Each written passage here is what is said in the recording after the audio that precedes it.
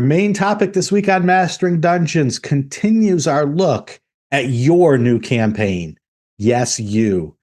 A couple weeks ago, we decided to do a topic called New Year, New Campaign, where we gave a rundown of some of the things that you should be thinking about, whether you're an experienced game master or brand new, if you decide to start to run a new campaign.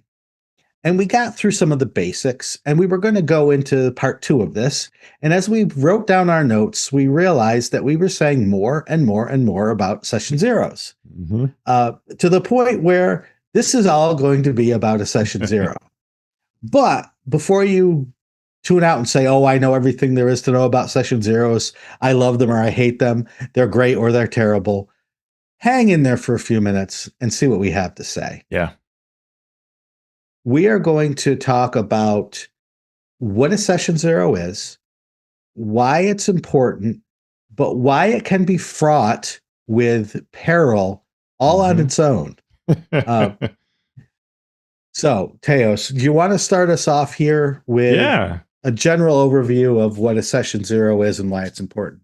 Yeah, absolutely. So a session zero is the idea that before you actually sit down to play the game, right? If you think about the game of like, okay, you've, got your characters, or we make your characters, and then we sit down and we're going to start off with our first encounter and go into the campaign. Folks have found, right, as we advance in science, we find, doing something before that is way better to get us all on the same page and prepare for the story we want to tell together, which is increasingly important the more that we aren't just delving and, murdering monsters and that's all we're doing, because we're usually telling types of stories or having types of campaigns in this era. And even if we are purely dungeon delving in the most flat dungeon with, no tone or story to it other than murderizing each thing in each room, the truth is things often come up that benefit from making everybody, having everybody at the table on the same page.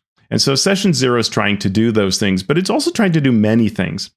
And what was a great listen recently was the YouTuber FEYPOP, who is Alice Poole, does a great video about what she thinks about a session zero and why, after doing many session zeros, they often go a bit sideways and lose energy, addressing things like that the importance of safety tools often can overshadow other important campaign issues. So you might come out of it with your safety tools having been covered properly, but the campaign itself hasn't really addressed what makes it great and prepares everybody for it. Social anxiety is real and requires addressing. Energy can be lost over time. So she plots on a chalkboard, sort of, you start with this level of energy when you're making your character, and then you get into it. And we've all felt that, right? You start making your character, and then you realize, well, now I got to choose my feats and my skills. And all the energy is kind of quiet, right? Everybody in the room is just heads down. Can I have that player's handbook? And these things can sort of drain us. And there are things like breaks can help, or what you stage whether you do all of character creation, that can be interesting. But she asks a great question of, is this a get-together to do paperwork? And so budgeting the workload and energy helps retain energy. Alice uses the idea of thinking of it as a pool of hit points that you have for your session zero, where effort and mental strain can reduce you to zero, and so you want to avoid that. Yeah. As Teos said, session zero means different things to different people. And as such, it should be, and it often ends up being, multiple things working together. And as Alice says in the video, trying to do too much could end up reducing you to 0 hit points before your campaign even gets going. So let's take the different things that a session zero can do one at a time and discuss them in a little greater detail. And one of the things I want to get across as we do this is your session zero will be different than my session zero, will be different than Teos' session zero, depending on so many factors. The game master is important. The players have a say in this. The game itself has a say in this. And it is totally fine to gloss over certain things and focus on certain things, depending on who you are and what you're doing. Um, one of the risks of being too formulaic with your session zero is that you may do things that are redundant or uninteresting or unnecessary for the sake of saying that you did it. And that's why we want to discuss this in greater detail, to really break down what the parts are, to give you that freedom to move things around and expand or contract different areas. Yeah, and we're going to talk about safety tools because they're so important. But as Alice says, just as important for the success of this session zero are all the other topics that we're going to talk about, like how do you frame the campaign and when do players learn what the campaign is like? Should they be able to shape the campaign? How much character creation is happening? What kind of story and tone adjustments can people make? Right? All of these are really important things that are going to result in your first play session being really exciting because everybody knows what they're ready for. They've made characters that fit the campaign, all of that. So we'll go through all of these topics. Yeah. So we're going to start with safety tools, and we talk about these because they are important. Their level of importance again will depend on who you are, who your players are. If this is your 73rd campaign with the same group of players, you might not need to go into as great a detail, but it is still smart to at least say, how's everybody doing? Is anything changing with people's lives that we need to adjust this game for? That's just not just common sense, but common courtesy to communicate a bit in that way. Yeah, and the safety tools can be specific to the campaign as well, right? One campaign may need very little, and another one may be where it's really important. You know, the kind of horror we're going to have in this horror campaign can be important. Yeah. So we want to mention the deck of player safety right off the bat. Tools like that or similar tools can establish upfront the topics that players and game masters don't want to see in their game. You can go to deckofplayersafety.com. There's an online version, including in Demiplane for free. What this is a deck of cards that you can pass around the table that list things that are common triggers or spots of anxiety for players. And so without having to talk about it, they can go through the deck, they could take the card out, or there are blank cards where they can write. And then there are just cards that say nothing. So everyone can give a card or multiple cards to the game master. No one has to know what you chose because everyone has given a card. And that quickly and efficiently gets across to the game master some topics that are best left out of the game. Yeah, I like that tool a lot because it's so easy for people to speak up by silently and honestly putting in that card. And it's often what's really been interesting when I've lent out my deck to DMs running public games at like PAX or Emerald City. What we find is the DMs are actually surprised, like, oh, someone has a problem with that. This adventure has that.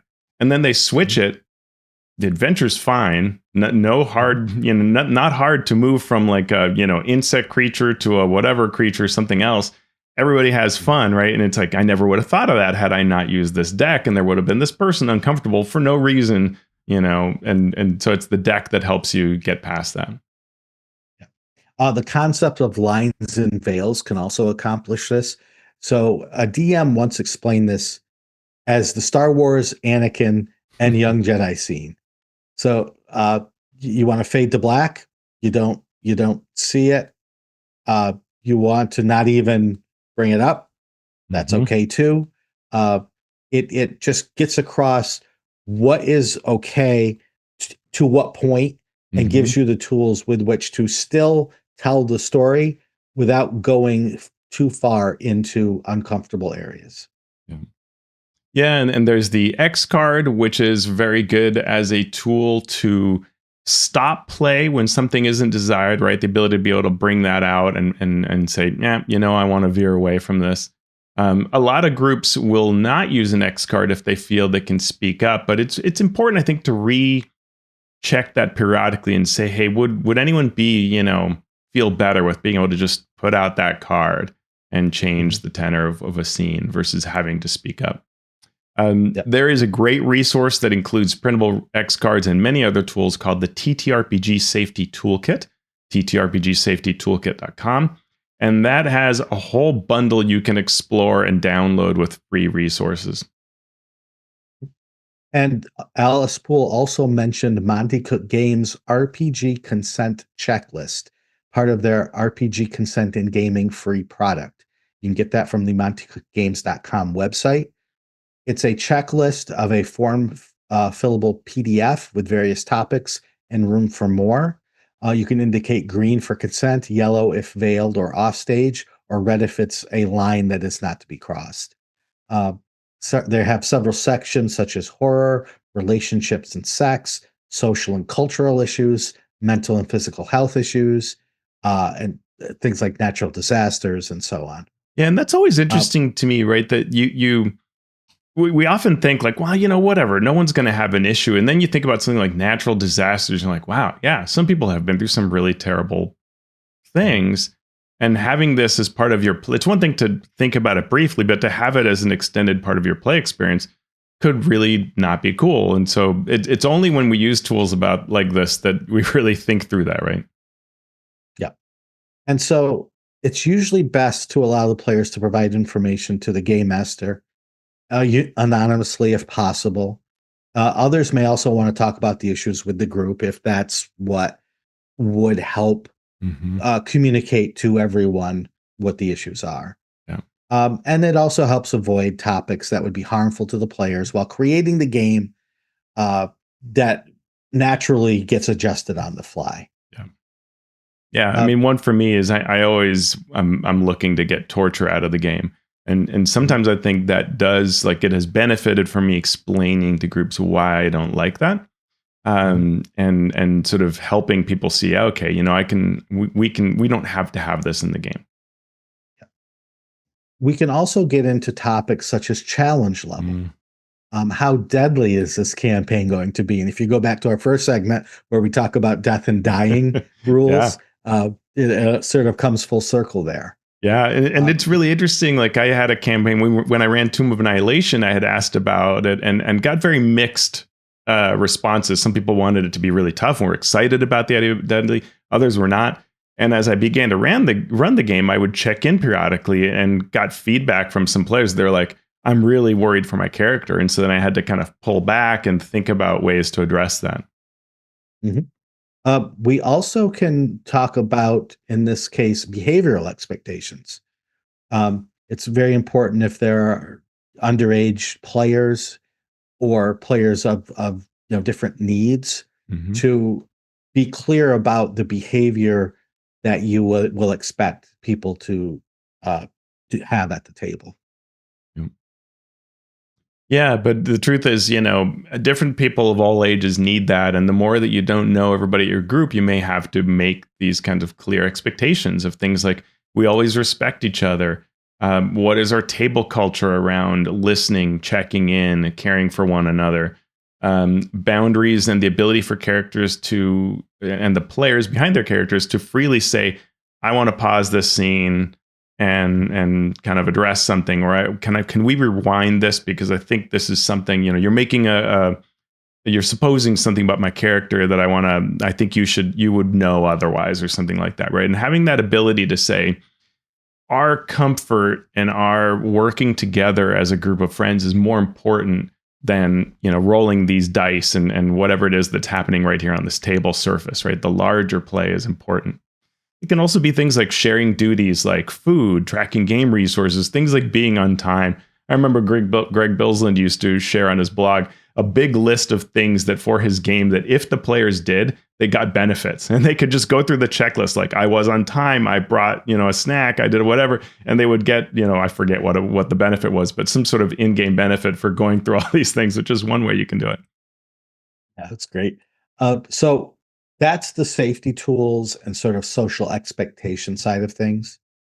Then we get into things about the characters, the theme of the game, the tone of the game, the characters that will be taking part in the game. And when you do this, can vary depending on the game. Some games expect you to come to the table with no idea of what your character is going to be, because a point of the game is to make them together. You almost have the group itself is almost a character in and of itself. Hmm.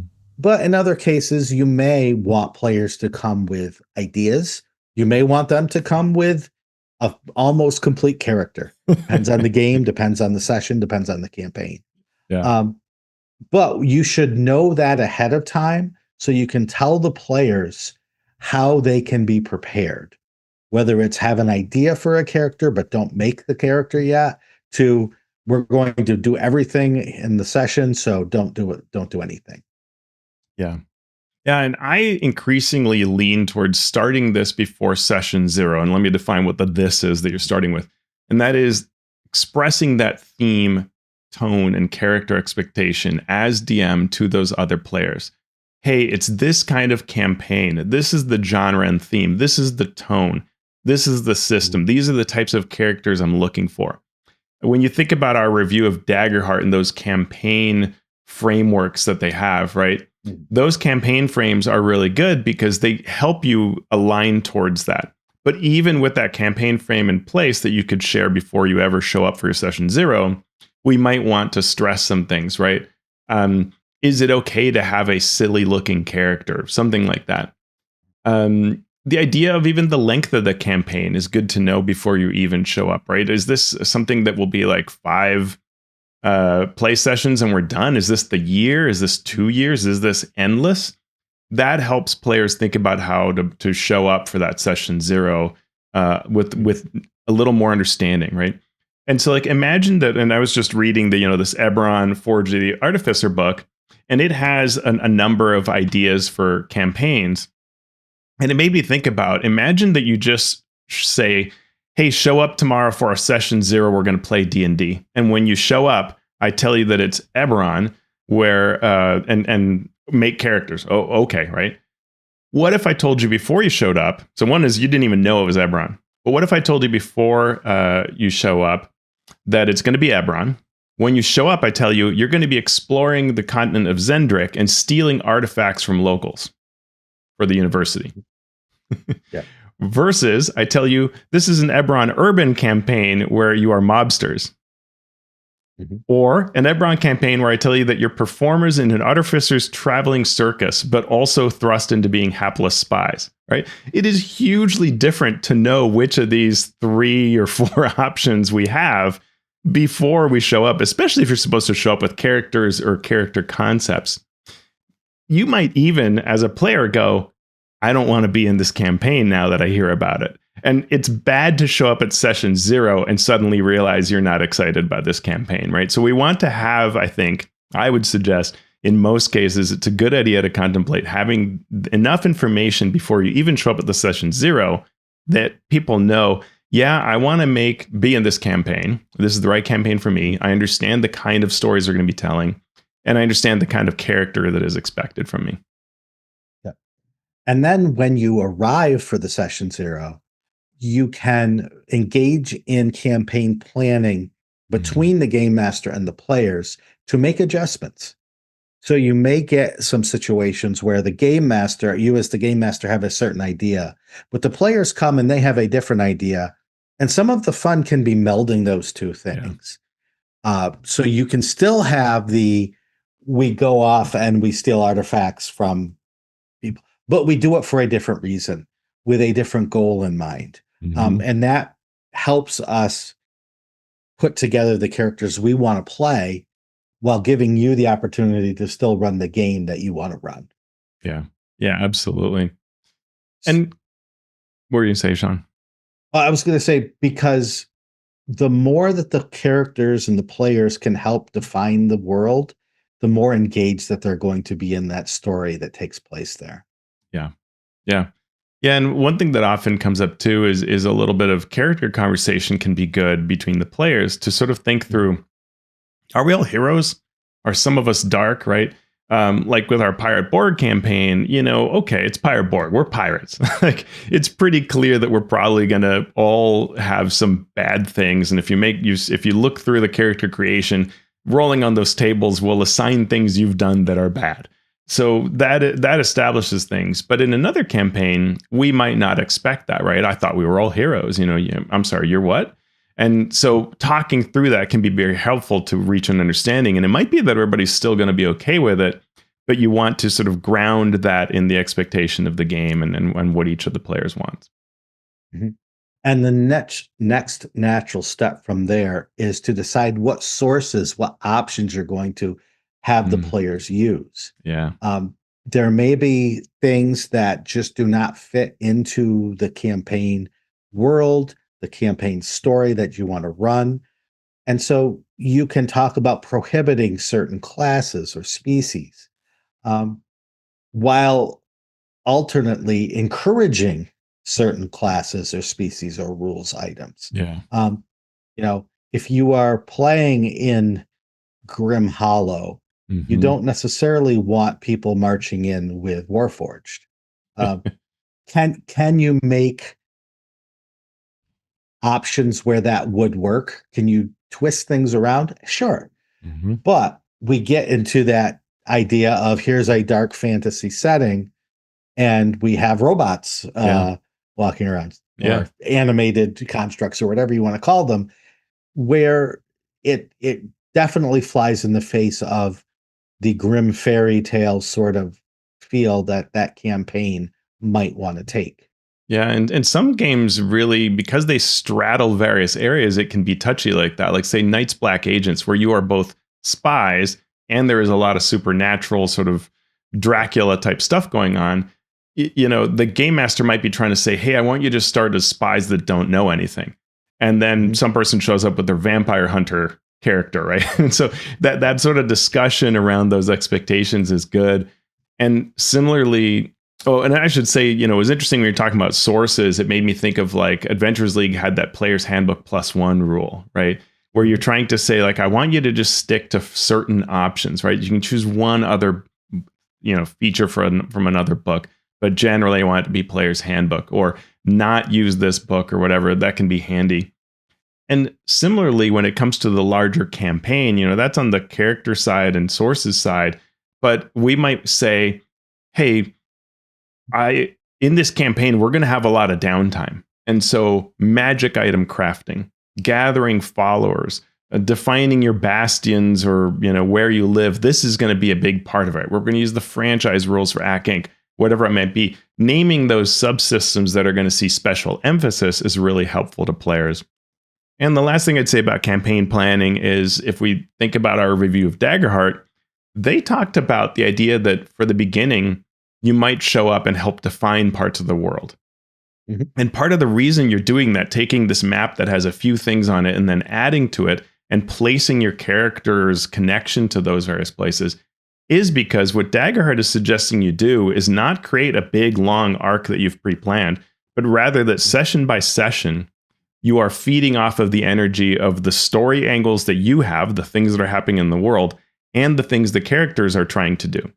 And so each play session drives your planning for the next rather than you deploying this arc.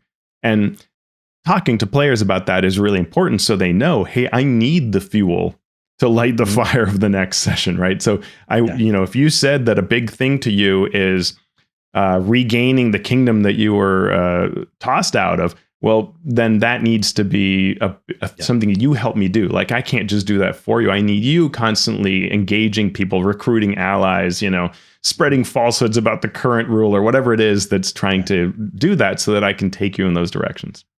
Yeah. And to be completely clear, there are a certain segment of the play audience that doesn't want that. Absolutely. They want to play Curse of Strahd as written. Yep. And they're fine with the game master doing the things they need to do, but they don't want to drive the game. They want to be part of this zeitgeist of how are we as our group handling this particular situation. So just be aware of that with your group as you go. Yeah, and that's always a great thing to do in the session 0 or before, is to ask these questions of like, hey, if you had a chance to say create your own town in Barovia, would you want to do that? Because maybe they go, no, what? That's weird. We're going to go take out Strahd and be done. Like, no, we're not living here. Like, we're going to escape this place. Like, yeah. Yeah. Yep. So that then ties into the actual character creation process. Are you going to make the characters together at the session zero? Should the players show up with some ideas? Should they show up with a completed character that they may then tweak? How do you communicate this? Do you communicate it via some sort of forum, via I just forgot what Discord. There you go. Via Discord, yeah. via Slack, email, some other group method, or do you talk to each player individually?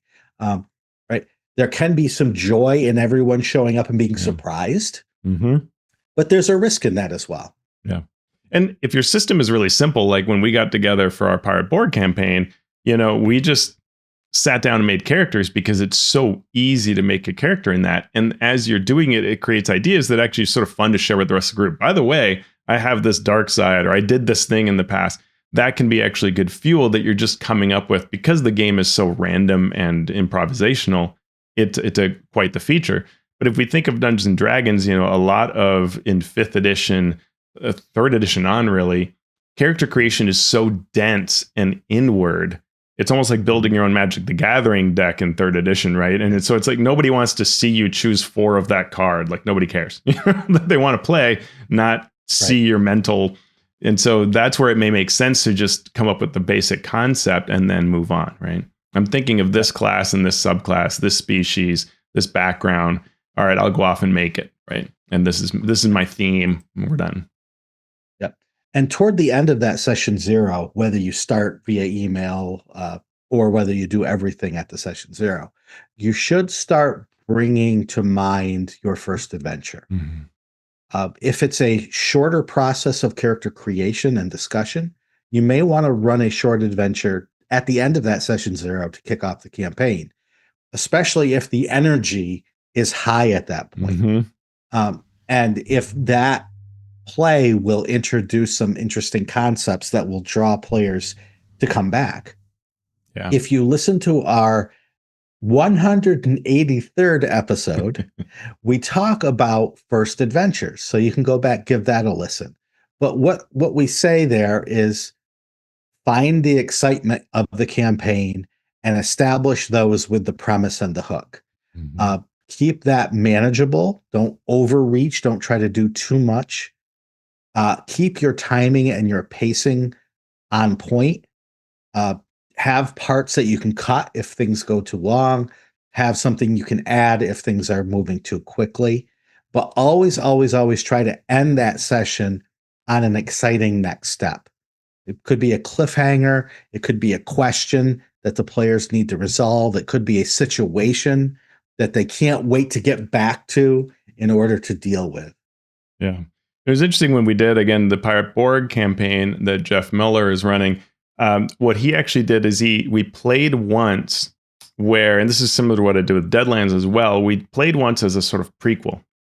And the idea is we were all playing essentially pre-gens on this ship that goes down. We didn't know it at the time, but that's what was going to happen. It was going to be destroyed by these otherworldly forces. And then we were all killed one by one. Then what we did is create characters who were the not PCs on that ship, right? We had played the heroes or the lead pirates that were on that ship. Well, they all died. But our characters were these like survivors that just wash up from that shipwreck. That then continue the story. And so it was very fun to play the game, see the tenor, see the type of campaign this is, understand the premise very well. But that's not actually the starts. That's just getting you warmed up. Now we make the characters that are those survivors having understood both game and concept quite well. Really. Yeah, that is a great idea of understanding the game and understanding that solves the problem of, do you start with pre-gens or do you start with character creation? Why not both? Why not both? Cool. And then we often don't think of this, but it can be very important that a session zero can be a fun social event. Yeah. Right. Especially if you're playing with a new group or have some new players coming in. It could be about getting to know the people, not just as players, but as people. Make it a small party, right? Everybody make a food. Everybody, tell me about the last game you played, Yeah. right? Make it a little bit of a social event. Share what you love about a game to to renew those hit points, as Alice talked about on FEYPOP, right? Yeah. Uh, Revive yourself with this social aspect, if that's fun for you, Yeah. and keep the energy up. Love it. Anything else to add about session zeros, Teos? They're great. Love them. And it's another awesome part of our hobby where you can keep refining your approach and improving it and see results every time that you get it a little better, right? And you drive the beginning of your campaign a little more strongly, a little more purposefully. It's great. Love it. Love it. Thank you so much, Teos. And thank you, everyone out there, for listening. If you have enjoyed this show, if you've enjoyed our new 2026 selves, you can help us out by backing us on Patreon. You can go to patreon.com/masteringdnd, and you can help us out by becoming a Master of Dungeons supporter. And we thank everyone who's done that. You could be a Master of Realms supporter, and those folks get a shout out here in our show notes.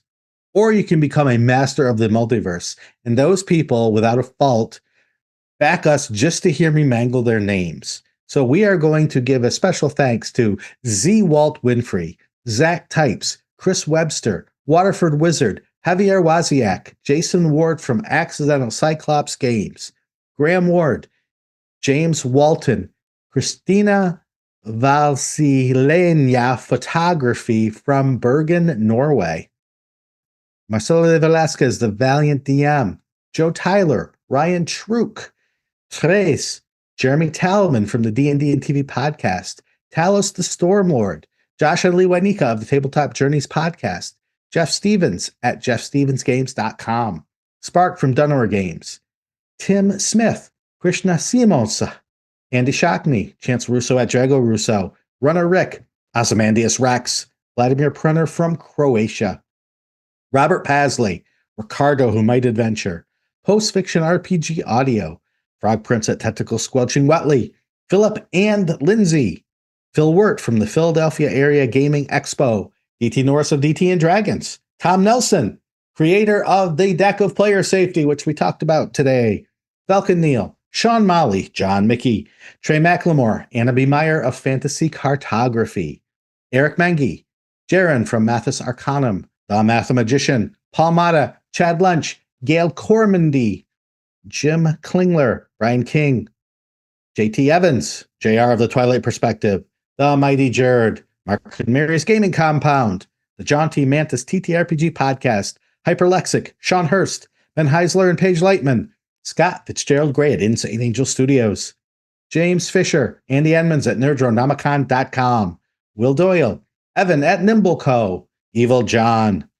Dead Inertia DM, Kevin Criswell, Robo Ballin, Calvin Bridges of Alos, Boss John from Duality Press, Steve Bissonette, Derek the Bearded GM, Dave Bastiensen, Rudy Chainsaw Basso, Craig Bailey, Lou Anders of Lazy Wolf Studios, Keith Ammon of The Monsters Know What They're Doing, and Agile Monk of the Fantasy Companion Workshops. Thank you so much. I love you so much. I did that backwards. And you can join our Backwards podcast and our Backwards list of supporters. If you can't help us out via our Patreon, understood. You can also help us out by leaving us a review wherever you listen or watch the show. You can go to our YouTube channel, which is youtube.com/@masteringdungeons, and comment and subscribe and do all the cool stuff there to boost us up. Teos, what have you been up to on your side of the social media world? On alphastream.org, I've been putting up blogs that kind of reflect some of the recent videos. So one on getting started with Stranger Things and one on building your own Daggerheart fear tracker. Where can we find you, Sean? I am on the socials at Sean Merwin, and the podcast is on the socials at Mastering DND. So we have session zeroed it up. We are all ready to dive into our new campaign. And what are we going to do now? Make a clown for my horror campaign just to see the reactions of the other people at the table. There are not enough cards in the deck of player safety for me to nix the horror clown thing. I'm throwing all the cards.